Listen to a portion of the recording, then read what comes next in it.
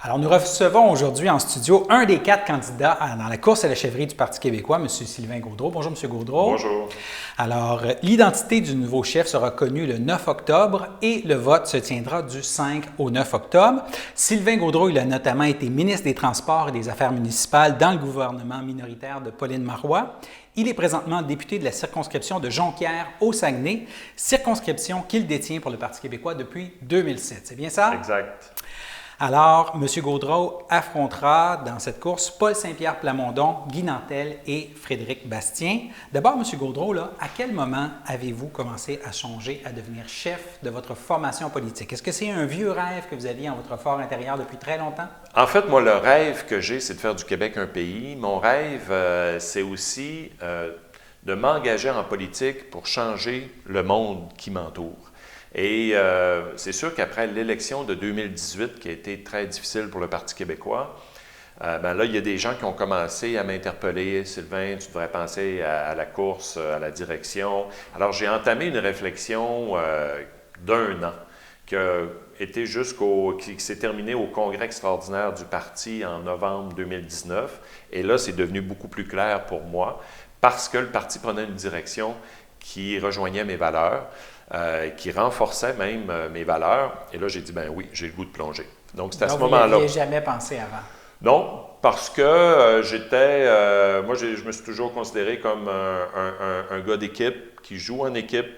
Puis c'est ce que j'ai le goût de faire comme chef, c'est-à-dire que mon leadership sera un leadership pour faire de la place à l'équipe et me laisser influencer aussi par des gens qui seront dans une équipe pour avoir les meilleures idées. Alors moi, je pense que le Parti québécois est rendu à une étape où on a besoin d'avoir de la stabilité. On a eu beaucoup de changements dans les dernières années, des hauts et des bas, plusieurs chefs. Alors là, on a besoin d'avoir un chef qui va assurer une stabilité parce qu'on sait qu'il est là, dans le parti, depuis longtemps. Moi, je suis également à l'Assemblée nationale. J'ai toujours livré la marchandise. J'ai jamais fait défection au Parti québécois. Et je pense que c'est de ça que le parti a besoin à ce moment-ci. Et outre ce que vous avez déjà mentionné, pourquoi est-ce que les militants devraient vous choisir? Bien, les militants devraient me choisir parce que je suis profondément indépendantiste. Pour moi, la question de l'indépendance du Québec est plus actuelle que jamais, est plus contemporaine que jamais. La première raison de mon engagement politique, c'est l'indépendance du Québec. Les 2 autres piliers de mon engagement politique, c'est la lutte pour la justice sociale, donc diminuer les inégalités sociales, que ce soit en éducation, sur la richesse, etc. Et 3e pilier, et je sais que dans une région comme la grande région de Berthier, la Naudière, c'est important, c'est la lutte contre la crise climatique. Donc, par exemple, vous avez fait une bataille incroyable dans la région ici contre le pipeline d'Énergie Est, et c'est très, très inspirant pour moi, dans une région comme ici, mais ça m'inspire dans mon travail à l'échelle du Québec, d'être résolument engagé contre la crise climatique. Alors, je pense que ces valeurs-là, ce sont des valeurs de cohérence, des valeurs de courage également, et je pense que c'est ce que le Parti québécois a besoin, puis je pense que c'est ce que nous devons également présenter aux Québécois. Pour plusieurs, là, vous êtes vu comme le candidat de l'establishment. Vous avez parlé tantôt de continuité. Ça peut vous avantager d'être vu comme le candidat de la continuité, de l'establishment près d'une partie des membres, mais ça peut aussi vous nuire par rapport à d'autres membres et surtout là, au moment de voter. Est-ce qu'il n'y en a pas certains qui peuvent se demander si vous pouvez vraiment incarner le renouvellement du PQ? Bien, moi, je ne vois pas ça comme... pour moi, l'establishment, là, c'est quelque chose qui n'existe pas vraiment. Parce que je dois vous dire, je regarde mes adversaires, ils ont beaucoup d'appui de gens qui sont dans le parti depuis longtemps, puis c'est correct. Alors, moi, je ne m'identifie pas comme quelqu'un de l'establishment. Puis je pense que les gens qui me connaissent vont pouvoir vous le dire. Je pense à André Villeneuve, qui a été député dans Berthier, qui est un de mes amis. Moi, je suis un militant. Oui. Et j'ai pris ma carte de membre, j'avais 17 ans, j'étais étudiant au cégep. J'ai toujours été présent. J'ai tout fait. J'ai posé des affiches, j'ai vendu des cartes de membre, j'ai fait du financement. Ça, c'est pas être de l'establishment. C'est être constant, c'est être loyal, c'est avoir des convictions. Alors moi, c'est ma façon de faire, c'est ma façon de travailler. Puis en même temps, j'ai toujours été capable d'être un précurseur à l'intérieur du parti. On parlait tantôt de changement climatique. toutes les propositions les plus fortes en matière d'environnement, c'est moi qui les ai amenées à l'intérieur du parti. J'ai fait adopter, quand j'étais ministre, la loi cadre sur l'économie sociale, qui est une mesure progressiste. Donc, moi, je ne me vois pas comme quelqu'un du statu quo, mais je me vois comme un militant qui a toujours poussé la machine et le parti plus loin. Au niveau des appuis, dans le caucus, pour l'instant, vous avez l'appui des députés Joël Arsenault, Mégane Perry-Melançon et Lorraine Richard. Madame Richard, là, qui est députée de Duplessis sur la Côte-Nord, qui n'est pas reconnue pour avoir la langue à sa poche, elle aurait même dit « Je vais me fier aux militants et j'aviserai si ce n'est pas Sylvain Gaudreault qui est élu chef du parti. » C'est un peu problématique, un appui comme ça, là. Elle a un peu laissé sous-entendre qu'elle pourrait quitter si vous ne gagnez pas la course, là. Bien, je connais bien Lorraine. Elle a reprécisé sa pensée par après à Radio-Canada, je pense que c'est dans sa région. Je pense que le principal message que Lorraine a voulu livrer, c'est que pour elle, d'être députée à l'Assemblée nationale et d'être chef, pour elle, c'est un argument qui a du poids. C'est un argument qui est important. Et je pense qu'effectivement, c'est un argument important parce que le lendemain de mon élection comme chef, moi, je vais pouvoir me lever à l'Assemblée nationale, regarder M. François Legault et lui dire « Le Parti québécois est de retour ». Alors, je pense que c'est ça, le message essentiel qu'elle a voulu livrer. Puis, si on écoute sa conférence de presse, c'est vraiment ça. Elle dit, pour moi, Sylvain est le mieux placé parce qu'il est chef, parce qu'il est déjà, c'est-à-dire député à l'Assemblée nationale, et chef et député, bien, il va pouvoir faire le travail à temps plein. Il ne sera pas un demi-chef, il va être un chef à temps plein. Et c'est ce que Lorraine a voulu exprimer, puis elle me connaît très bien parce qu'on a défendu de nombreux dossiers ensemble, et on la connaît, puis je l'aime beaucoup parce que c'est quelqu'un qui défend sans réserve, avec énergie, sa circonscription, puis elle est entière. Mais en même temps, c'est un peu problématique dans la mesure où, depuis l'élection du PQ, vous avez déjà perdu une députée, la députée de Marie-Victorin. Lorraine Richard, moi, pour avoir été journaliste sur la Côte-Nord, je sais qu'il y a beaucoup de rumeurs qu'elle ne se représentera probablement pas. Et j'ai même déjà entendu François Legault, en conférence de presse sur la Côte-Nord, dire qu'elle serait bienvenue à la CAQ. Oui, M. Legault ouvre la porte de son parti à tous les députés. Oui. Moi, je ne peux pas vous répondre sur l'avenir politique personnel de Lorraine Richard. Elle est la seule à pouvoir vous répondre là-dessus. Oui. Moi, je serais extrêmement heureux qu'elle continue avec moi comme chef du parti, qu'elle se représente parce que c'est un pilier incroyable dans ce parti. Puis elle est un pilier pour la Côte-Nord. Alors, mais je ne peux pas répondre pour elle. Alors, c'est sa décision éventuelle. Maintenant, pour ce qui est des rumeurs de transfuge ou quoi que ce soit, M. Legault aime beaucoup jouer là-dessus. Mais moi, je peux vous dire une chose, c'est que les députés et les membres du Parti québécois qui sont militants sont des gens de cœur, des gens profondément enracinés, des gens qui veulent continuer de militer au Parti québécois. Au niveau des appuis, aujourd'hui, on a appris que Louise Beaudoin, l'ancienne ministre péquiste, appuyait votre rival, Paul Saint-Pierre Plamondon. Elle dit que le PQ est dans une position précaire et que ce serait, selon elle, le mieux placé pour faire le pont avec la nouvelle génération. C'est quelque chose qui est encore là. Bien, moi, je pourrais vous parler de tous les appuis que j'ai également. En passant, je connais bien Mme Beaudoin, mais elle aussi, elle représente une certaine tradition à l'intérieur du Parti québécois. Fait que si on veut commencer à discuter, entre autres, de l'establishment dont vous souleviez tout à l'heure la question, ben, on pourrait la regarder de ce bord-là aussi. Mais moi, ça ne m'intéresse pas. Ce que je peux vous dire, par exemple, et vous êtes le premier à qui je le dis, c'est que je viens d'obtenir l'appui de militants de l'exécutif de la circonscription de Prévost. Donc, l'exécutif au complet a annoncé qu'il m'appuyait comme candidat. Et la circonscription de Prévost, c'est là où s'est présenté M. Saint-Pierre Plamondon en 2018. Alors moi, vous savez, j'aime bien avoir des appuis de tout le monde, mais les appuis qui sont significatifs, qui sont importants, sont les appuis des militants qui, eux, font le travail de terrain, qui, eux, votent. Et je pense que là-dessus, j'ai des très bons appuis. Votre rival, Frédéric Bastien, vous disiez tantôt vous avez une formation aussi en histoire, c'est aussi un historien. C'est quelqu'un quand même qui amène des questions intéressantes dans la course, notamment là, à propos de l'impact sur le Québec, de l'interprétation de la Charte des droits et libertés du père Trudeau par les juges de la Cour suprême. Ça, est-ce que... Bien, je pense qu'il y amène un élément tout à fait essentiel que je partage. Là où je ne suis pas d'accord avec M. Bastien, c'est qu'il en fait l'essentiel de sa bataille dans un éventuel premier gouvernement du Parti québécois. Alors, pour moi, ça représente une 4e chance au fédéralisme. Après Lac-Meach, après Charlottetown, après même les promesses de Trudeau après le référendum de 80.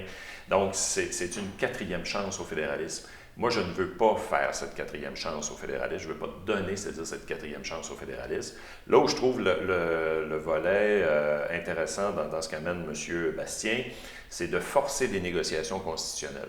Et moi, c'est ce que j'entends faire, en étant justement déjà à l'Assemblée nationale, c'est de pousser M. Legault au bout de son nationalisme. M. Legault fait des revendications pour le Québec en matière d'environnement. Ouais. Il en a fait à plusieurs reprises pour le port de Québec, sur la question de la taxe carbone.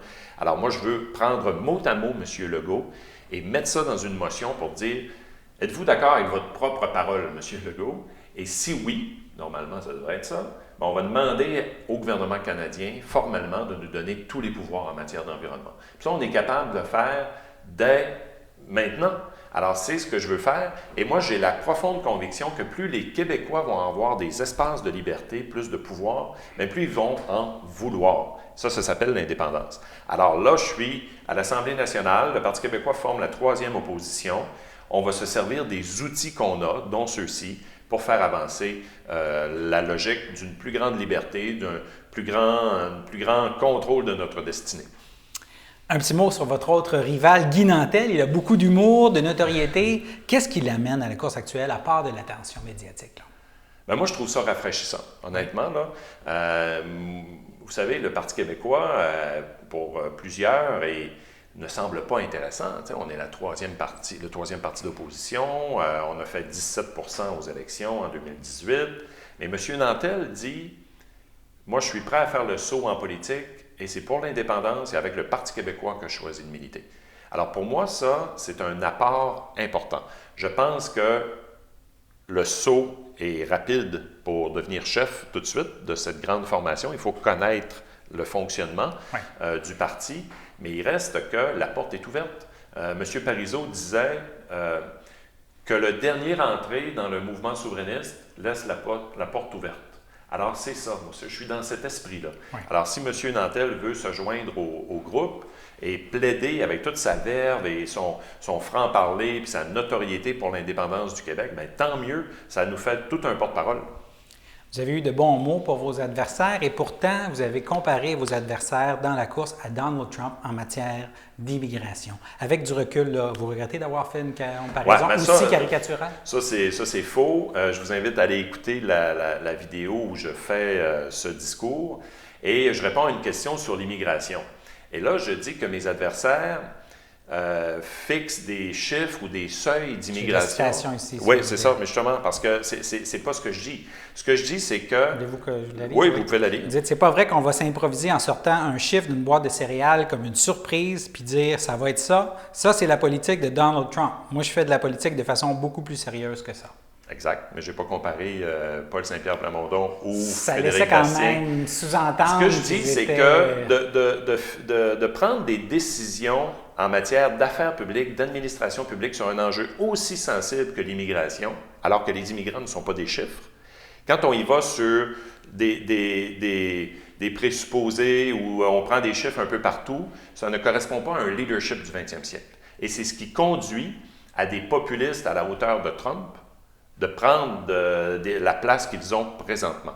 Alors moi, ce que je dis, c'est que pour éviter des dérapages comme ça, donnons-nous les moyens d'avoir les bonnes réponses. Le vrai leadership dans les années 2020 et suivants, c'est de permettre aux élus d'avoir les bonnes données et de prendre des chiffres dans l'intérêt collectif, de prendre des décisions dans l'intérêt collectif et de prendre des décisions en fonction des finances publiques et en fonction de l'intérêt collectif des Québécois et des Québécoises. Si on commence à prendre des décisions sur la base d'informations qui fait notre affaire, c'est là qu'on tombe dans des dérives. Et moi, je ne veux pas ça. Maintenant, je ne dis pas qu'ils sont des Trump. Ça, c'est mes adversaires qui aiment bien faire cet amalgame, l'espèce de pont là, qui n'existe pas. Ce que je dis, c'est que si on ne fait pas attention, ça va conduire à ça. Pour l'avenir du français, justement, au Québec, est-ce qu'il ne serait pas souhaitable, justement, de réduire le nombre d'immigrants par année pour mieux les intégrer, mieux les franciser et peut-être choisir davantage de personnes qui parlent français avant même d'arriver en sol québécois? Pour moi, la vraie question, et vous venez de le nommer, c'est la francisation. Oui. C'est les moyens et c'est les ressources pour la francisation. Alors, il ne faut pas prendre le problème à l'envers en disant « je vais sortir un chiffre de n'importe où ». Et il y a aussi, à travers ça, l'enjeu démographique. Vous savez que le poids du Québec à l'intérieur du Canada diminue et continue de diminuer. Et malheureusement, on a un taux de natalité faible, très faible. Donc, on a besoin de la part de l'immigration pour garder notre poids démographique, mais aussi pour occuper nos emplois, pour être partout dans les régions à travers le Québec. Mais le vrai enjeu, ce n'est pas de dire que les immigrants sont un chiffre, c'est de dire qu'on va franciser les immigrants. Et là-dessus, j'ai fait des propositions très fortes, c'est moi qui est allé le plus loin, en disant, on va s'assurer d'une maîtrise de la langue française avant même leur arrivée au Québec, comme ça se fait dans d'autres pays à travers le monde. Donc, une maîtrise, pas juste une capacité de lire un peu ou de parler un peu, mais une maîtrise du français. Puis l'autre élément que j'ai annoncé également, c'est une véritable régionalisation. Et le troisième élément, c'est de recréer les centres d'orientation et de formation des immigrants, ce qu'on appelait avant les COFI. Ça, je pense qu'il en faut partout à travers le Québec, dans Berthier, ailleurs, pour permettre cet échange et surtout la découverte de la culture québécoise dans des centres qui sont établis sur le territoire. Alors ça, pour moi, c'est une politique qui est forte, une politique qui est humaniste, une politique qui est accueillante. Moi, je ne veux pas être un chef du Parti québécois qui va avoir un discours hostile envers l'immigration. Moi, je crois que la vraie clé, c'est la francisation et je souhaite construire le Québec de demain et le pays du Québec avec la part de tout le monde pour faire un pays fort, un pays riche, un pays généreux, un pays enthousiaste. Mais dans les dernières années, c'est vrai qu'il y a beaucoup de personnes qui sont arrivées et ont commencé à travailler avec un français très pauvre. Et puis ensuite, au bout de 5-6 ans, on les retrouve et le français est encore très pauvre. C'est ça. Donc, la clé, c'est la francisation. La clé, c'est la francisation. C'est pour ça que moi, j'ai proposé, tantôt vous faisiez référence à ma citation sur Donald Trump, c'est que j'ai proposé d'avoir un observatoire indépendant qui va nous faire des scénarios auprès du gouvernement en disant « Scénario A, tant d'immigrants, tant de ressources pour la francisation. Scénario B, scénario C. » Et là, le gouvernement va pouvoir faire réellement un débat transparent, ouvert, à l'Assemblée nationale, dans l'espace public. Il va pouvoir choisir un des 3 scénarios ou même, à la limite, dire c'est ni A, ni B, ni C, ça va être le scénario X. Mais le débat aura été fait sur la base de chiffres, pas sur la base de stéréotypes ou, par exemple, Frédéric Bastien qui dit « Ah, moi, je veux revenir aux chiffres dans le temps de Lucien Bouchard. » Mais c'est parce que Lucien Bouchard, là, ça fait 20 ans qu'il n'est plus premier ministre. Donc, la réalité du Québec a changé. Là. Et des comparaisons avec d'autres pays, on peut aller en chercher partout, puis à ce moment-là, ça mélange tout le monde. Alors, moi, je veux avoir les chiffres réels, les données réelles qui seront basées sur les ressources qu'on doit allouer pour réussir le vrai défi qui est celui de la francisation. Avant de penser à un référendum, le PQ doit reprendre le pouvoir. Si vous êtes élu chef le 9 octobre, qu'est-ce que vous allez faire concrètement pour ramener le PQ au pouvoir et priver la CAQ d'un 2e mandat? Oui. Bien, écoutez, c'est la question essentielle. Moi, dès le lancement de ma course, j'ai dit, il ne faut pas faire un débat sur la date du référendum. Est-ce qu'il va y avoir un référendum si on prend le pouvoir de façon majoritaire? La réponse, c'est oui. Mais le vrai enjeu, c'est de prendre le pouvoir de façon majoritaire. Alors moi, je veux être présent partout. Il faut d'abord parler à la jeunesse. J'ai pris l'engagement qu'on revienne pour 2022, qu'on devienne le premier parti dans les intentions de vote chez les 18-35 ans. Ça, c'est la première chose. Alors, on va faire un travail très rigoureux. On va aller, oui, dans les cégeps, oui, dans les universités, mais on va aller aussi dans les centres de formation professionnelle. On va aller dans les milieux de travail, rencontrer les jeunes là où ils sont. Deuxièmement, sur le plan de la question nationale, on va la remettre sur la table. Comme je vous le disais tout à l'heure, on va pousser M. Legault à aller au bout de sa logique nationaliste. Et le bout de sa logique, c'est de faire la démonstration que la seule issue pour le Québec, c'est l'indépendance du Québec. Alors, il faut remettre ça à l'avant-plan. Puis ensuite, on va prendre des positions dans les différentes régions du Québec. Tout à l'heure, je vous parlais, par exemple, de positions cohérentes en matière d'environnement. On ne peut pas tenir un discours à l'échelle du Québec dans la lutte contre la crise climatique et prendre position, par exemple, ou être mi-figue, mi-raisin sur l'enjeu du GNL Québec. Moi, j'ai pris position fermement, même si l'usine de liquéfaction serait à côté de ma circonscription dans ma région, j'ai pris position fermement contre GNL Québec. Alors, d'avoir cette cohérence, d'avoir ce courage, d'avoir cette constance, Je pense que les Québécois ont le goût d'entendre ça. C'est comme ça qu'on va regagner des circonscriptions avec des engagements dans les différentes régions. Il ne suffit pas d'avoir été un bon ministre pour faire un bon chef du camp du oui, là. Pensez-vous avoir le charisme nécessaire pour mener le camp du oui à la victoire lors d'un prochain référendum? Ben, écoutez, le charisme, je me sens mal de répondre à cette question-là parce que c'est tellement objectif. Il y a quelqu'un qui pourrait dire « Ah, Sylvain, tu as beaucoup de charisme ». Un autre pourrait dire « Non, Sylvain, tu as zéro charisme ». Moi, je me souviens d'avoir entendu durant la campagne électorale de 2018 plein de citoyens qui me disaient « Monsieur Legault n'a pas de charisme, mais finalement, il a gagné quand même avec une majorité assez éclatante. Puis là, aujourd'hui, dans la gestion de la COVID, il est extrêmement apprécié. » Alors que d'autres personnes avaient beaucoup de charisme, puis ils n'ont pas resté longtemps en politique. Alors, il faut en prendre puis en laisser dans le charisme. Je pense que la politique n'est pas un jeu de rôle. La politique n'est pas une histoire de one-man show. La politique, c'est une question de conviction, c'est une question de connaissance des enjeux, c'est une question de connaître également l'administration publique. On n'embauche pas n'importe qui. On fait le choix de quelqu'un qui va devenir chef pour être premier ministre du Québec. Puis là, on l'a vu en particulier dans le contexte de la crise de la COVID, comment c'est important d'avoir quelqu'un aux commandes qui connaît bien la gestion, qui connaît bien l'administration publique.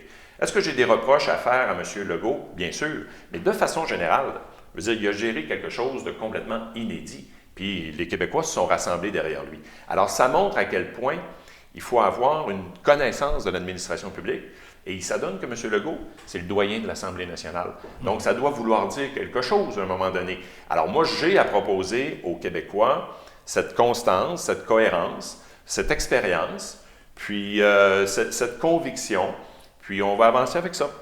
Vous avez dit que la politique n'est pas un one-man show, donc vous seriez capable de faire de la place à vos trois rivaux dans votre équipe après votre victoire. Bien sûr. Comme j'ai toujours fait de la place à tout le monde dans mon travail et dans mon équipe, moi, je n'ai pas la prétention d'avoir réponse à tout. Je n'ai pas la prétention de tout savoir. Je ne suis pas un spécialiste dans bien des domaines. Alors, j'ai besoin de me faire alimenter sur des sujets précis par d'autres personnes. Je sais que j'ai mes forces, j'ai mes faiblesses, et je sais que d'autres personnes ont leurs forces et leurs faiblesses. La force d'une équipe, c'est d'être capable de mettre chacun des joueurs à l'endroit où il est le meilleur. Alors moi, je suis prêt à faire ça. C'est mon style de leadership. C'est ça que je veux exercer. C'est ça que je fais depuis 13 ans dans ma circonscription. Puis ça donne des résultats parce que j'ai été élu 5 fois. Alors c'est comme ça qu'on va continuer de travailler. J'ai le goût d'exporter cette manière de faire à l'ensemble du Québec. Donc, mon modèle qui marche à Jonquière, on va faire en sorte qu'il puisse marcher ailleurs. Là, il reste, si je ne m'abuse, 2 débats d'ici la fin de la course. Le 8 et le 22. La formule du premier débat a été très critiquée dans les médias. Avec raison. Avec raison? Ah oui, oui. Moi, j'ai été, j'essaie de trouver le bon terme, peut-être estomaqué, parce que nous, les candidats, on avait eu les thèmes des débats. Liberté, indépendance, incarnation de l'indépendance, Première Nation et éducation. Puis on n'avait pas les questions précises. Mais très franchement, là, quand j'ai vu apparaître des questions comme est-ce qu'on va taxer les bateaux sur la voie maritime du Saint-Laurent, c'est pas que je ne sais pas quoi répondre, c'est juste que je trouve que ça n'a pas rapport dans le contexte actuel. Mais là, on était sur scène, puis on était en plein débat. Alors nous, on a fait nos représentations après, nous, mon équipe, on a fait nos représentations après, auprès de l'organisation du parti, pour dire, bien là, le prochain débat, c'est parce que, peut-être vous n'en êtes pas rendu compte, là, mais il y a une pandémie présentement dans le monde. Là. On pourrait peut-être parler de ça. Si on veut reconnecter avec les électeurs, il faut qu'on ait des enjeux d'actualité, sans exclure les enjeux qui interpellent le Parti québécois. On en parle depuis tantôt, là, de l'indépendance. Bon, bien, la pandémie, je pense qu'elle nous donne des raisons de plus et de plus en plus pertinentes pour faire l'indépendance du Québec. Alors, on peut faire des liens comme ça, mais il faut être collé à l'actualité. Qu'est-ce qu'on surveille dans le reste de la course, à part ces 2 débats qui restent à venir? Oui, bien, il va y avoir beaucoup de positions. Alors, moi, je me prépare à sortir sur un certain nombre d'enjeux de façon plus précise, la langue française, l'environnement. J'ai déjà fait beaucoup de sorties, entre autres sur la décentralisation. Je sais que ça interpelle beaucoup de régions comme votre région ici. Sinon, ben, c'est la tournée. Moi, je regarde mon agenda là, pour les prochaines semaines. Là. Donc, il va y avoir ici la Nodière, je retourne à Mauricie, je retourne à Montréal, je fais le tour de la Gaspésie, Bas-Saint-Laurent. La Côte-Nord éventuellement, on est en train de planifier ça. Donc, vraiment, là, le tour du Québec, j'ai déjà une bonne partie du Québec de fait. Il va y avoir l'Estrie aussi prochainement. Donc, plein de régions. C'est ça qui est à surveiller. Puis, je pense que c'est ça qui est le plus important parce que malgré le port du masque et la pandémie, en gardant nos distances, on essaie le plus possible d'aller à la rencontre des gens. Puis, il nous manque quelque chose parce que moi, j'aime ça, serrer la main des gens, avoir une certaine proximité. On n'est pas capable de faire ça, mais quand même, on est capable de faire une course dans un contexte différent. Merci d'avoir pris le temps de venir nous voir. Merci, M. On Robert. espère pouvoir rencontrer vos adversaires dans les prochains jours, donner à chacun un droit de parole. Oui, puis invitez-moi encore, je serai toujours présent. Merci beaucoup. Merci.